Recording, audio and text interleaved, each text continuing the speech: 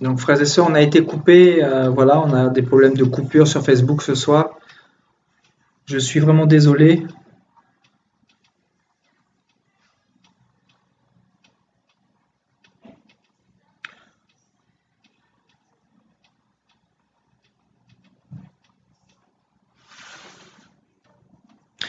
Donc voilà, comme vous avez pu le constater, frères et sœurs, nous avons encore été coupés.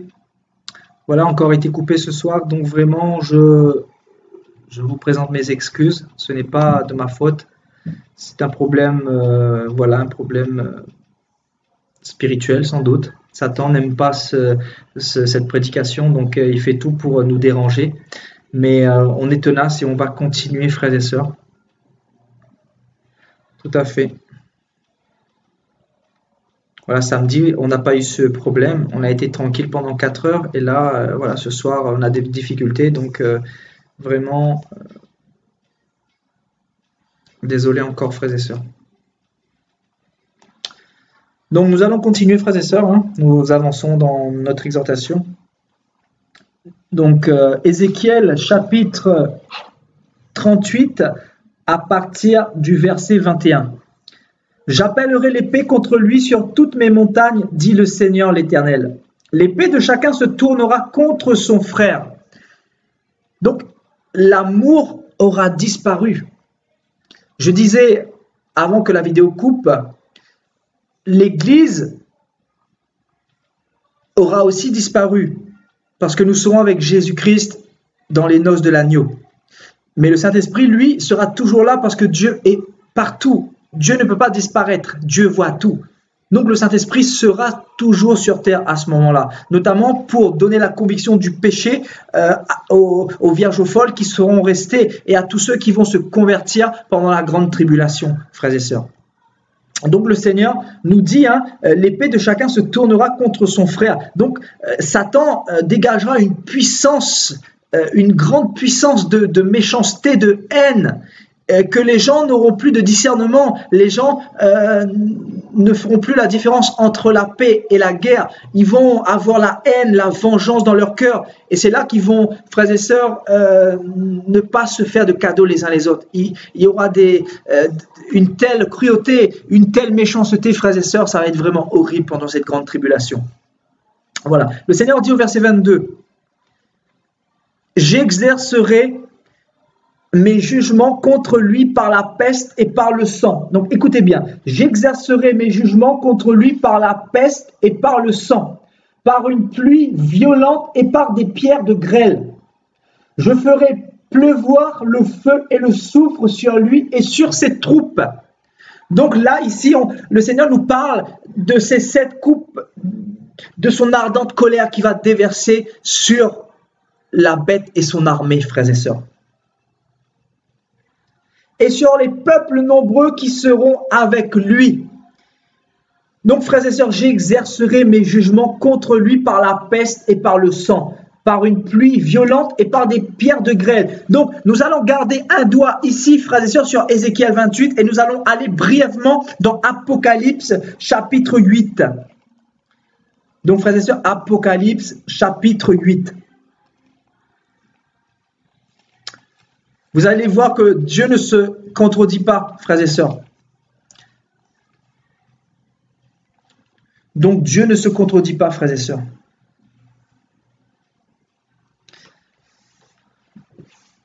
Donc Apocalypse chapitre 8, à partir du verset 7.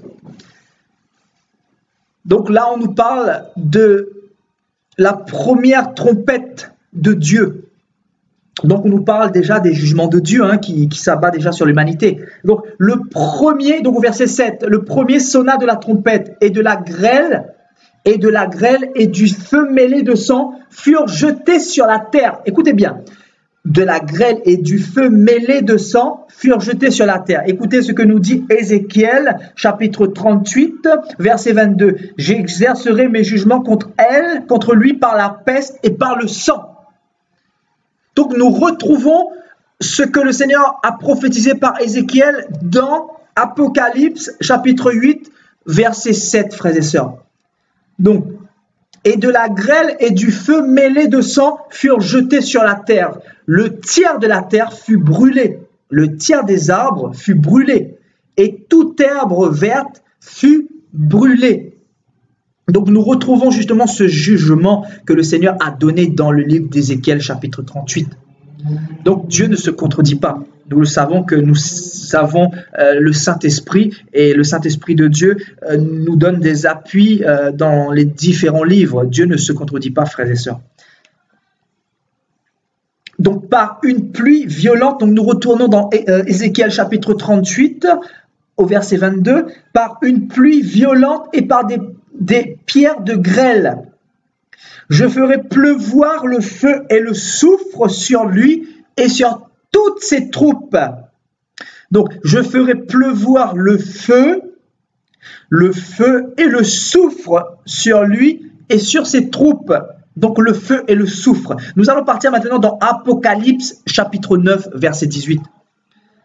Apocalypse chapitre 9, verset 18.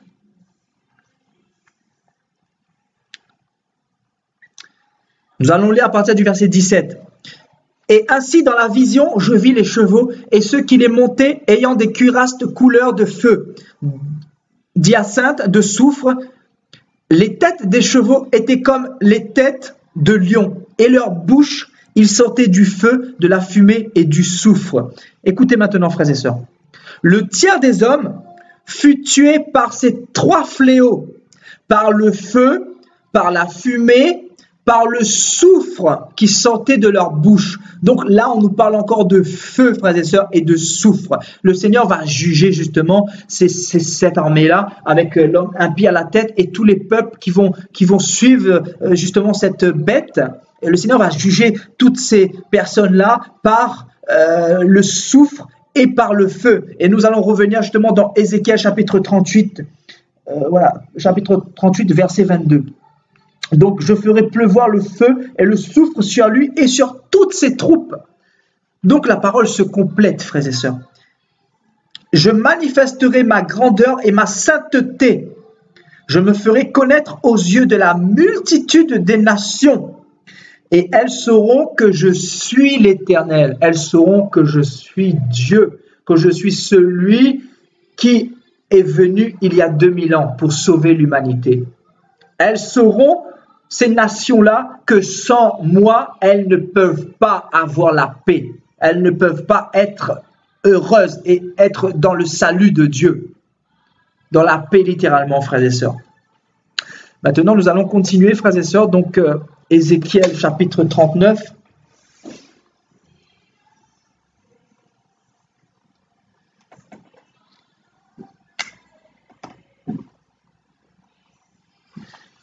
Ézéchiel chapitre 39, donc on continue parce que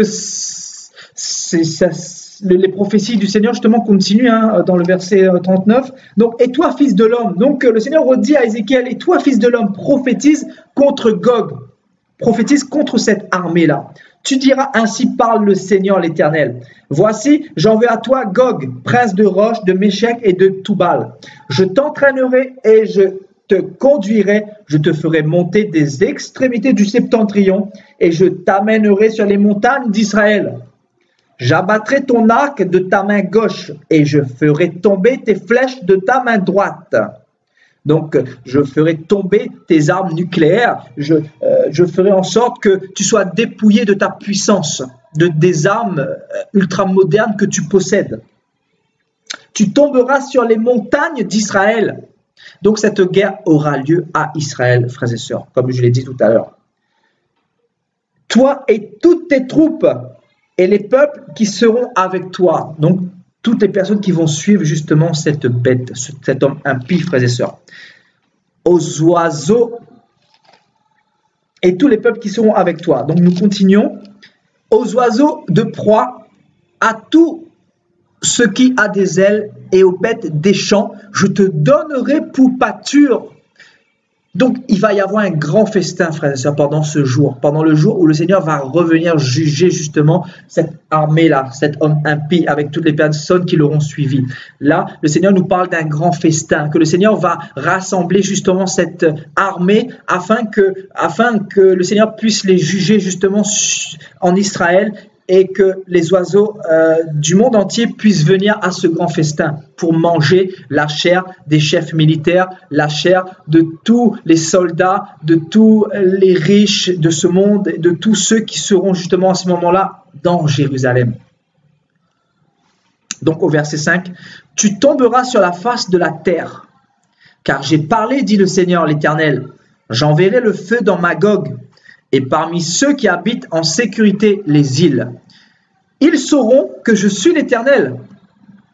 Je ferai connaître mon saint nom au milieu de mon peuple d'Israël, et je ne laisserai plus profaner mon saint nom. Et les nations sauront que je suis l'Éternel, le Saint en Israël. » Le Seigneur dit au verset 8, « Voici ces choses viennent, elles arrivent. » Le Seigneur dit, « Voici ces choses viennent, elles arrivent. » Et nous y sommes, frères et sœurs. Nous sommes rentrés justement dans cette dernière phase. Nous sommes dans les prémices de ce système de l'homme impie. Voici ces choses viennent, elles arrivent, dit le Seigneur l'Éternel, car le jour dont j'ai parlé, c'est le jour dont j'ai parlé. Alors les habitants des villes d'Israël sortiront.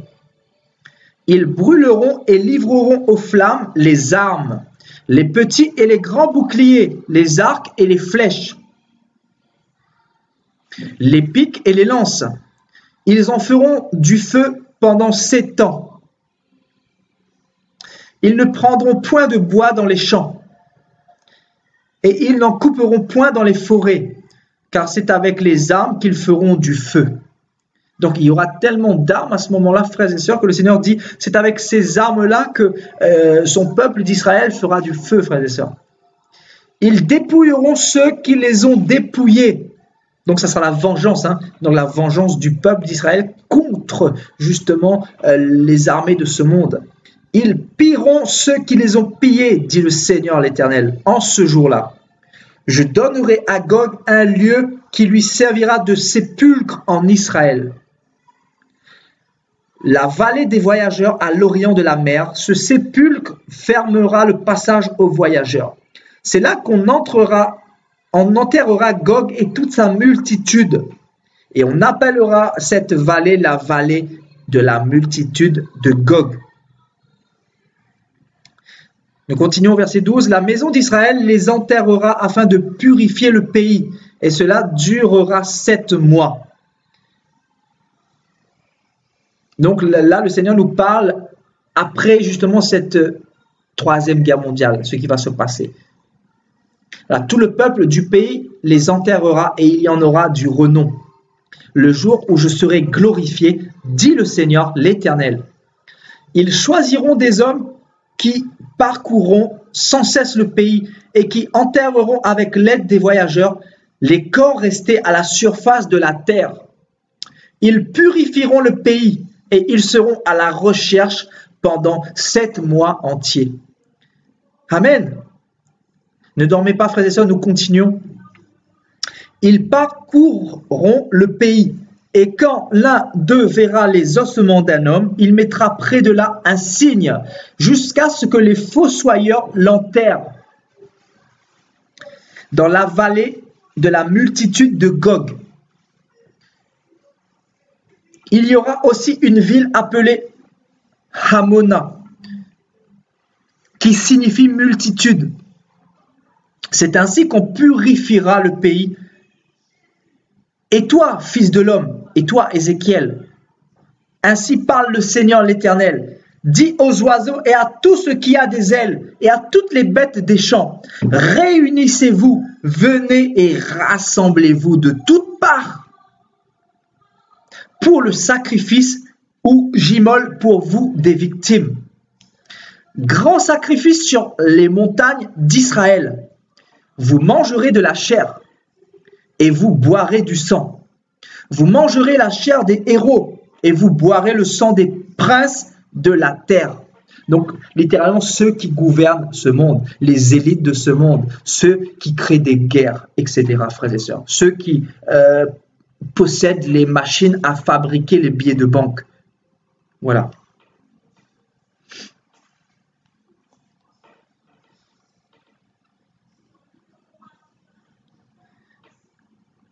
Et vous mangerez le sang des princes de la terre, bélier, agneau, bouc, taureau engraissé sur le basan. Vous mangerez de la graisse jusqu'à vous en rassasier.